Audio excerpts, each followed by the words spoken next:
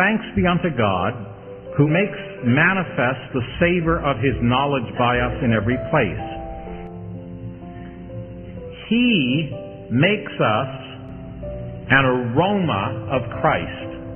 He has a way of taking us, even though we're not very aromatic sometimes. We live some pretty stinky lives. We do some nasty things sometimes.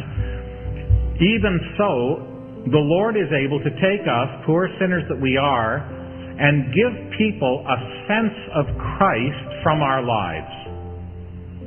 I was in Kilkenny years ago in the south of Ireland. There was a couple there. The lady had sought for God for 20 years. She had talked to priests, she had written to nuns, she had tried everything, she had gone to Lourdes. She went to church every day. 7 a.m. she was there at the morning mass. She tried everything and she couldn't get through to God. One day, her husband hired a man to work in his construction business, and she was sitting, looking out the window, having a cup of tea, and she saw this man working in the yard. And when her husband came in for lunch, he said, "Don't let that man go home from work tonight until he has tea with us. He has what we need." Not a word had passed between them. She just saw him working in the yard. He came in. He was a bit reticent to speak about the Lord. Finally, she said, "Look, the reason I want you here is I want you to tell me, what do you believe?" And he explained the gospel to her. She said, "He wasn't walking with the Lord." She said, "I still don't think he is."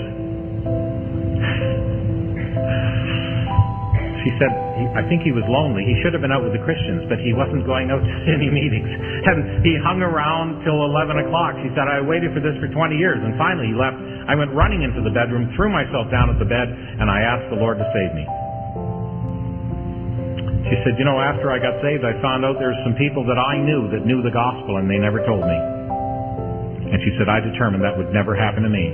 Every person she meets, she shares the gospel with them.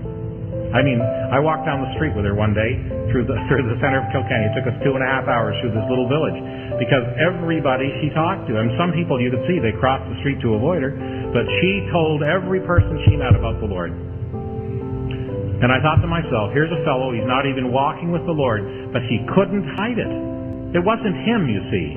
It was Christ in him. You just can't hide it.